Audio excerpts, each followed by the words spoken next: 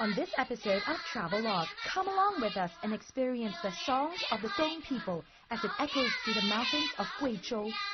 On this ethnic minority special, we learn about the unique traditions years ago. Located in the southwest of China, Guizhou is known for its breathtaking landscape which brims with culture. It's all happening here on Travelogue.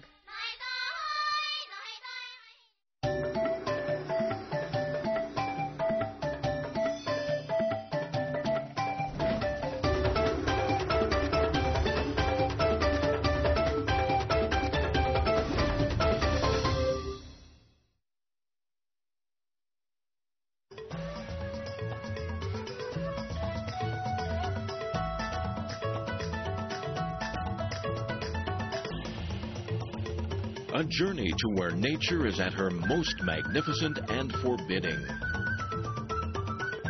To mysterious places where dazzling and diverse cultures flourish. Where China's numerous ethnic groups draw you into a world of color and vibrancy. Where distinct lifestyles, traditions, and crafts have survived the test of time. Join Travelogue on its 17-part Ethnic Odyssey, visiting more than 100 places across China. Ethnic Odyssey, an enlightened look at China's rich ethnic heritage.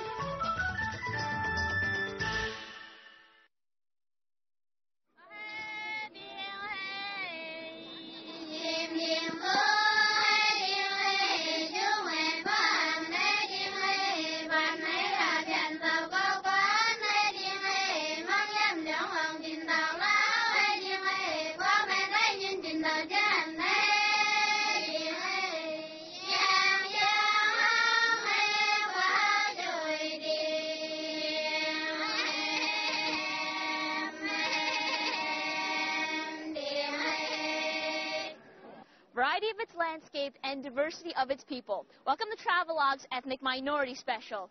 And you know, among the beautiful songs, the amazing scenery, and the Dong village, we are in Guizhou to learn about these unique peoples. So I'm Yin, and come with us as we welcome you into Guizhou. Cheers.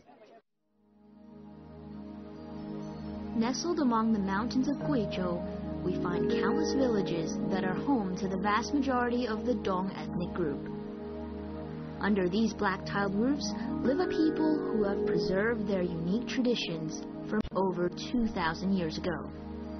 Their home, Guizhou, is a multi-ethnic province in southwest China. We will travel through the area of mountains and hills to the Dong villages of Liping. The Dong are said to have three treasures.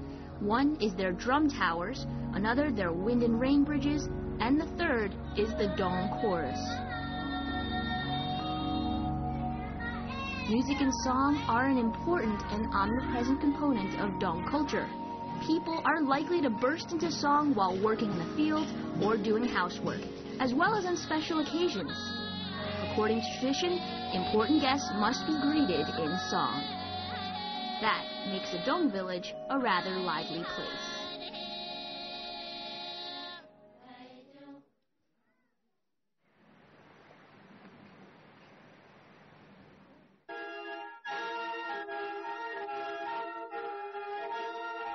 The warmest welcome is a greeting with music and homemade rice wine. You can't have one without the other, so get ready to drink up.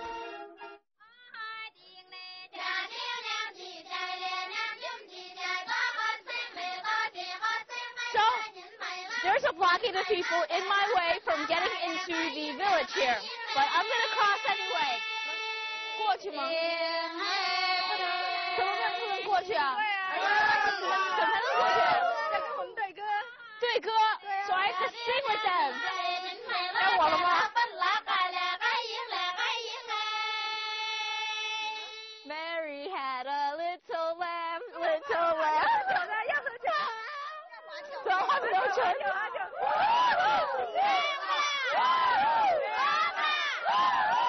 能过了吗？ So now I can cross because I've drank. 能过了吗？能过去了啊！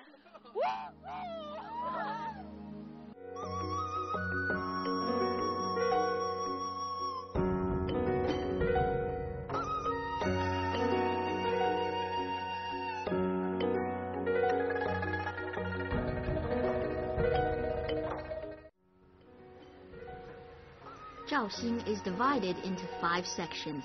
Each is denoted by a single character, meaning benevolence, justice, courtesy, wisdom, and faith. Each section is occupied by a distinct community with its own drum tower. Their drum tower, so the Dong believe, is an auspicious building that protects them. It's built in an octagonal shape and decorated with carved dragons, phoenixes, flowers, and birds. The drum tower is a symbol of the village and a reflection of the craftsmanship of the people living there.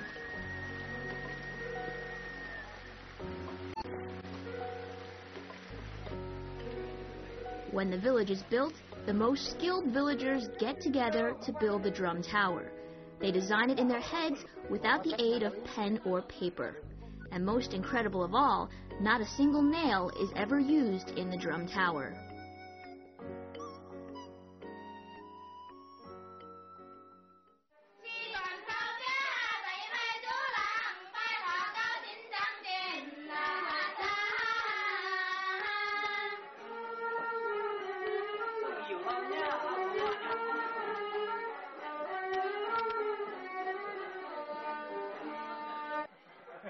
There's a play going on. You know, in the drum tower area, besides being a meeting place for the officials and for others to discuss affairs, also became a place for entertainment. So if you come just at the right time, you just might be able to catch the typical Dong opera. Dong opera has a long history, and it's closely associated with the people's lives. Music and song are an important means by which these people express themselves, and their history has been handed on from one generation to the next orally. All the performers here are local amateurs, and they perform to entertain others as well as themselves. Remembering the lyrics can be difficult, so the backstage prompt has a vital role to play.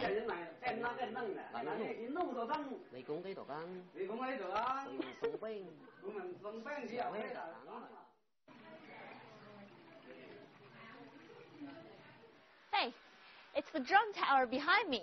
And you know, these Dong villages are amongst very natural landscape. Like over here, you see? You can find nice, clear flowing waters, and over there, the wind and rain bridge. This is one of the most characteristic of the local Dong village. And my favorite, amongst the grand landscape over here, you have some wooden houses and hills and big mountains in the back. But you know what, to make things better is the fact that I actually am staying here tonight. I'll see you later.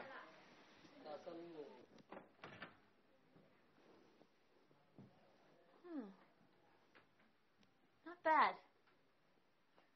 Simple, clean. I can stay here for tonight. Ooh. Wow, look at that scenery. Huh. It appears like I have some neighbors up around me as well. Actually, many people decide to stay for more than just a few days to experience the real Dong life. And you know, even the chef, I heard, is not employed by this apartment. Rather, it's just the local guest, whoever wants to come out and show off their skills. I can enjoy this for a few more days.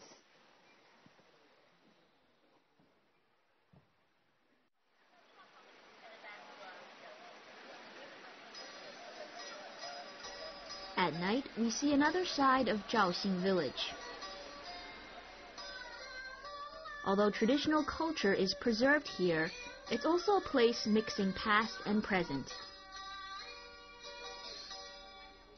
In this quaint bar, in this old village, the furnishings and music are ethnically Dong, but the people are from every corner of the world.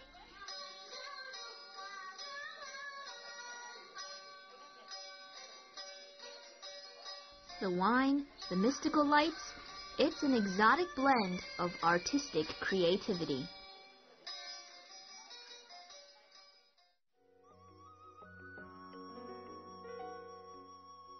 Dong people typically build their villages on rivers, so bridges are essential. Every village, whether it's large or small, needs these special structures known as wind and rain bridges. We take a trip to a village called Sijai to visit one particularly beautiful bridge. The bridges are sometimes known as flower bridges because of the exquisite sculptures and frescoes that cover them.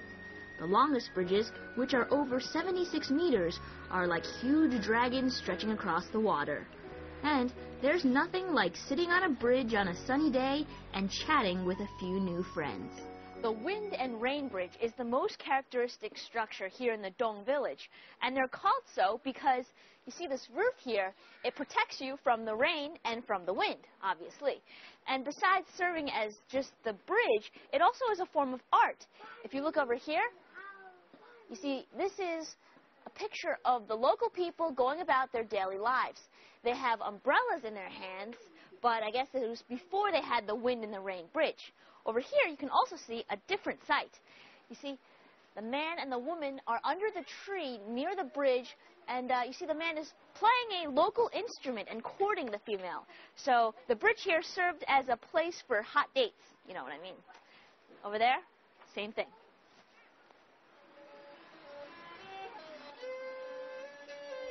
The young men and women gather on the bridge to sing to each other. In their songs, they quite openly express their emotions and feelings.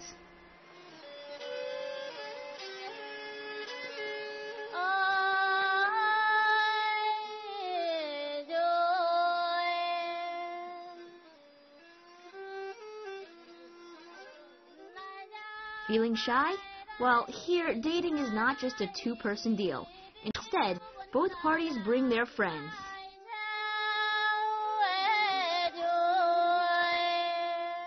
The sound of such beautiful voices echoes in the mountains.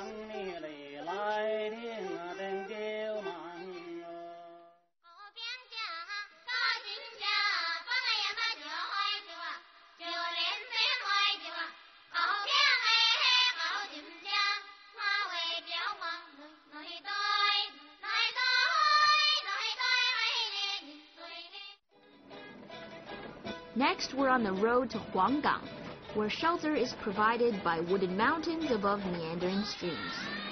Here we can find the most pristine of Dong ethnic culture.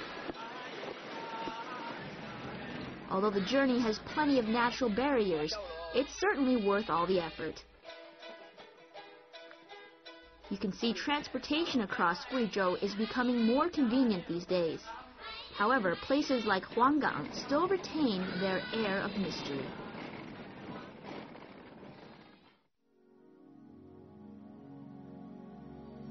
Guizhou, the home of the Dong people, remains largely a hidden treasure compared to its neighbors Yunnan and Sichuan, both of which are top tourist destinations. And of all the places in Guizhou, there are few more remote than Huanggang, which is unlisted in guidebooks and on most websites. Because of its relative geographical isolation of China's southwest, the Dong people have had little contact with the outside world. Thus, Huanggang preserves the age-old traditions of this little-known ethnic group, whose history dates back to the Qin and Han dynasties over 2,000 years ago. The people here are superb musicians, fabric makers, and architects who spend their entire lives in the village. Say something.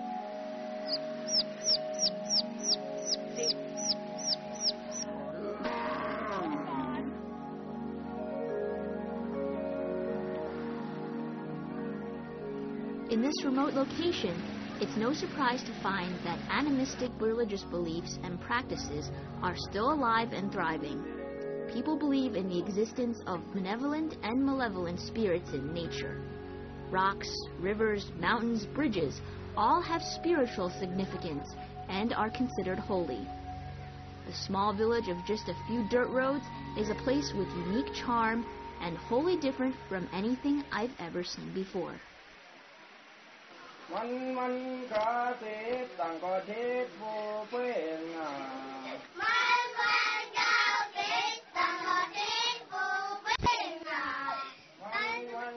Nowadays, most cultures pass down their traditions and history in a written language, in other words, in books. But what the Dong people pass down from one generation to the next is songs. In the areas where the Dong live, no one is more respected than a fine singer. A good voice is a sign of intelligence and wisdom. In fact, the singers are the local historians, like living encyclopedias.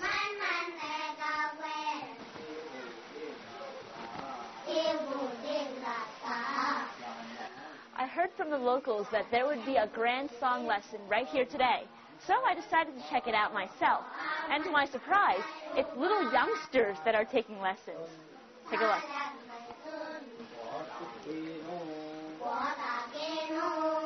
Since childhood, the Dong learn to sing the special songs of their people. This is an essential part of their education. The songs are a part of their heritage that reminds them of their past, and in doing so, gives them direction for the future.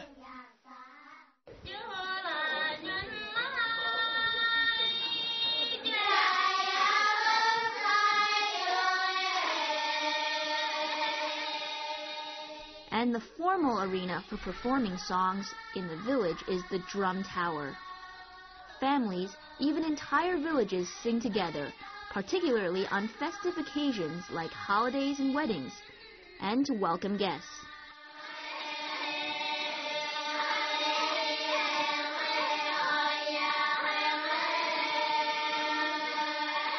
The most popular form of the song is the grand song. This is generally a narrative, whose major themes range from love stories to episodes from history, and even lessons in morality.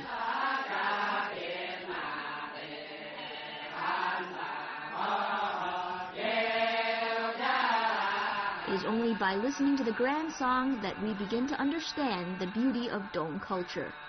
And the men and women sing together in harmony, capture the sense of unity in the village.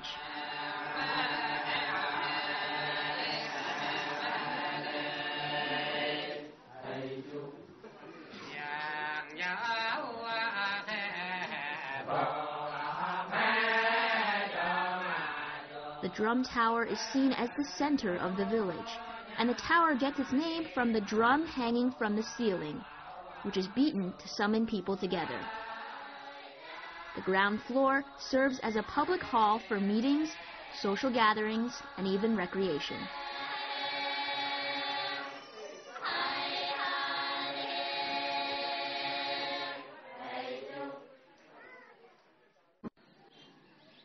So important is the drum tower that when a village is first being built, it's the first building to be erected. The drum tower's value is partly symbolic, but it's also practical.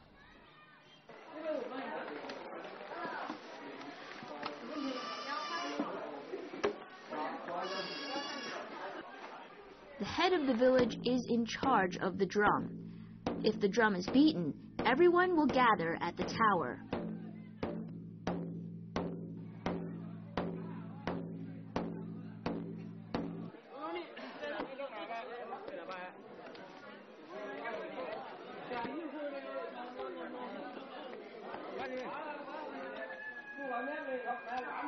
Benches are set up, and the tower is a place to discuss community affairs, rather like a town hall.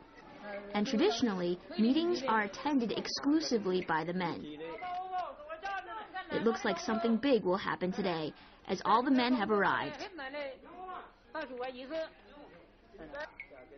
Maybe there will be some important guests at the village.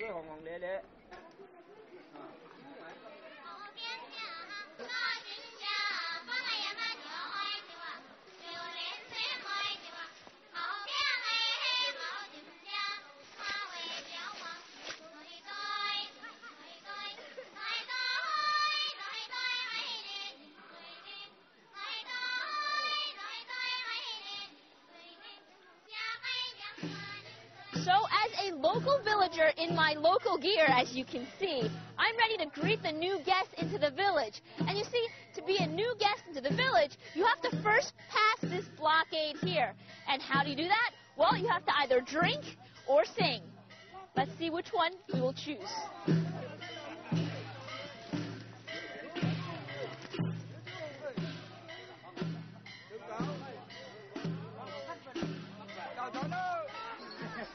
Indeed, it's a really festive occasion. All the villagers are ready, and everyone is dressed in their finest, from the elderly to women and children. From their costumes, we can tell how diligent all the women in the village are, and how creative an artist she is. One of the criteria a Dong man looks for a prospective wife is her proficiency in embroidery, dyeing, and weaving.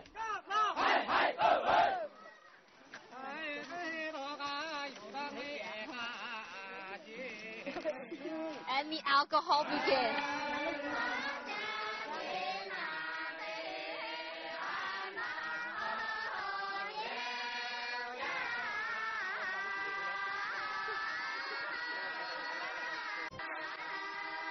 Nobody is off the hook, and this is the warmest greeting we could possibly give.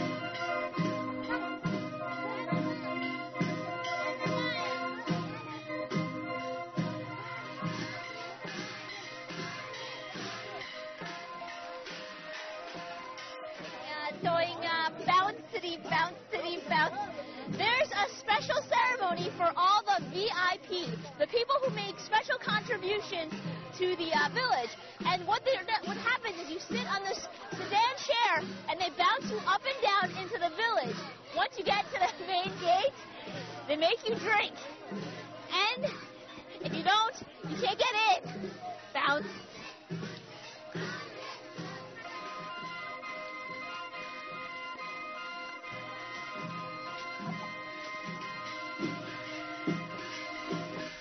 Typically, the ceremonies are held for the town elders who have made a great contribution to the village, or for people from other villages who visit, like the crew of CCTV International's TRAVELOGUE. The ceremony expresses thanks to these people.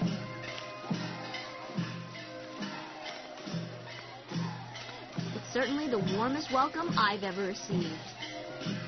It's amazing. The ceremony is no less impressive than a walk on the red carpet.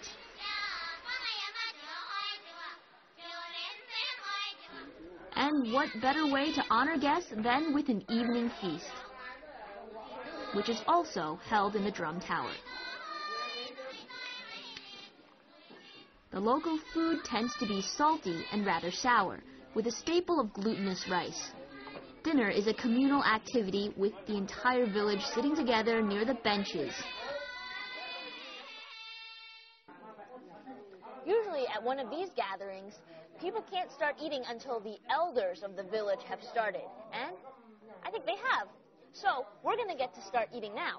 But you know, the chopsticks are only used for the vegetables. The main course, the rice here, you have to use your hands. Like that. Oh.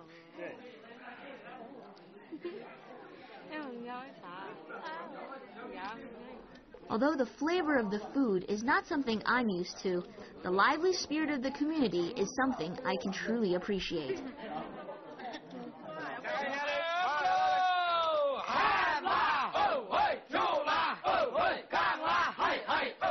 For the Dong, nothing goes better with a good meal than a good drink. Most men here are very fond of a drink, and they make their own rice wine. Flavor is pretty strong, as if it's richly filled with emotion.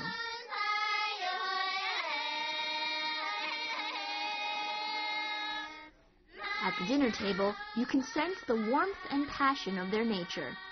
Once again, of course, they're singing, the chance to reveal their innermost feelings. They believe here that rice is for the body and song is for the soul.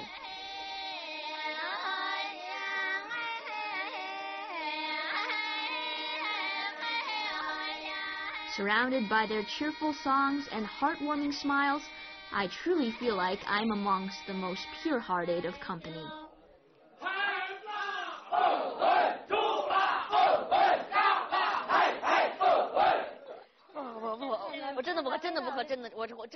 Although we are from seemingly different worlds, tonight we are one.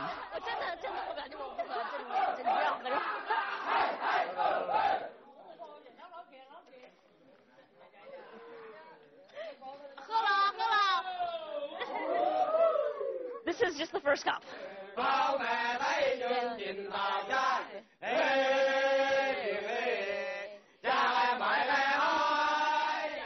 Drinking culture is of key importance to the Dong people. It's a symbol of their hospitality. I'm not a big drinker, but you simply can't refuse these people. I have no choice. See you tomorrow morning.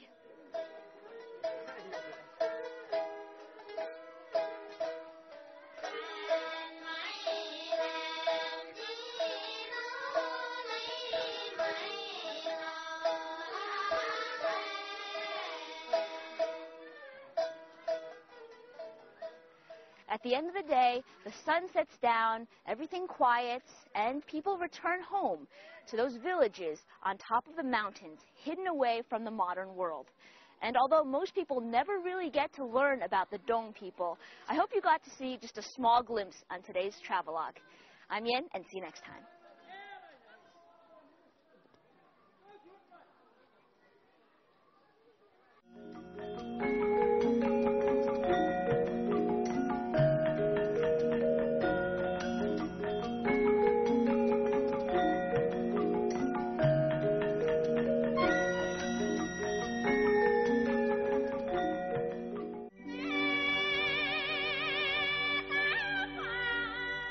On the next episode of Travelogue, you'll be amazed at the brilliant colors of the Miao people of Guizhou. Right on Sisters Festival, the most exciting time of year.